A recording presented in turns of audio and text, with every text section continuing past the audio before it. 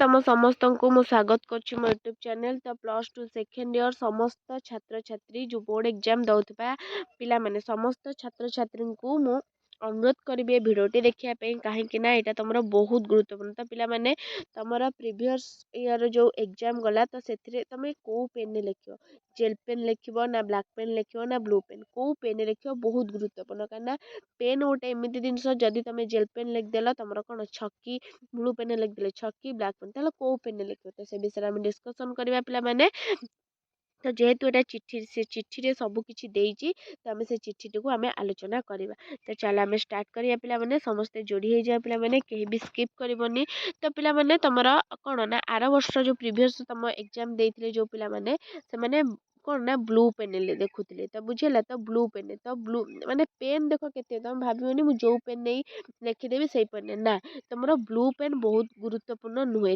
ଏଥରକ କେଉଁ ପେନ୍ ଦେଖ, ମୁଁ କହୁନି, ସେ ଚିଠିରେ ଲେଖା ହେଇଛି the students are required to use only black ball point pen to write their answer। ମାନେ ତମେ ମାନେ ବ୍ଲାକ୍ ପେନ୍ ରେ ଲେଖିବ ଆନ୍ସର୍ को। ବୁଝିଲା, ତମର ବ୍ଲୁ ପେନ୍ କି ଜେଲ୍ ପେନ୍ କି ରେଡ୍ ପେନ୍, କେଉଁ ପେନ୍ ଆଉ କେଉଁ ପେନ୍ ଲେଖିଲେ ତମର ଅକ୍ଷର ଗୋଲ ହେବ କହୁଛି ପିଲାମାନେ।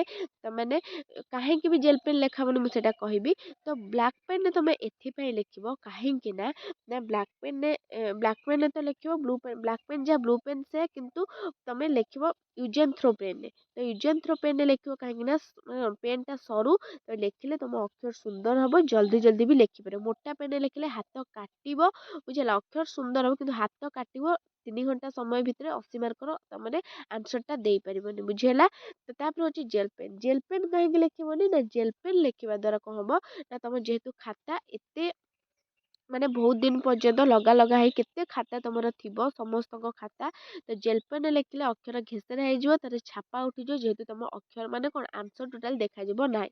ବୁଝିଲେ, ଜାଣିଛ ଛାପା ହେଇଯାଏ ଜେଲ୍ ପେନ୍ ଲେଖିଲେ। ତ ଜେଲ୍ ପେନ୍ ଆଦୌ ବି ତମେ ସେଠି ଲେଖିବ ନାହିଁ, ନବନି, ଓନ୍ଲି ବ୍ଲାକ୍ ପେନ୍। ବୁଝିଲା, ତ ବ୍ଲାକ୍ ପେନ୍ ନବ, ଲେଖିବ 2-4 ଥର ଘରେ ତାକୁ ଗାରେଇ ଗୁରେଇ ଭଲସେ ଚାଲୁଛି ନା ନାହିଁ ଦେଖିକି ନେଇକି ଲେଖିକି ବୁଝିଲା। ତ ପିଲାମାନେ ଇଏ ଥିଲା ତମର ବହୁତ ଗୁରୁତ୍ୱପୂର୍ଣ୍ଣ ଇମ୍ପୋର୍ଟାଣ୍ଟ କଥା। ତ କେଉଁ ପେନ୍ରେ ଲେଖିବ। ତ ଭିଡ଼ିଓଟି ଭଲ ଲାଗିଥିଲା ଲାଇକ୍ ସେୟାର ସବସ୍କ୍ରାଇବ୍ କରିଦିଅ। ରହୁଛି, ଧନ୍ୟବାଦ, ଜୟ ଜଗନ୍ନାଥ।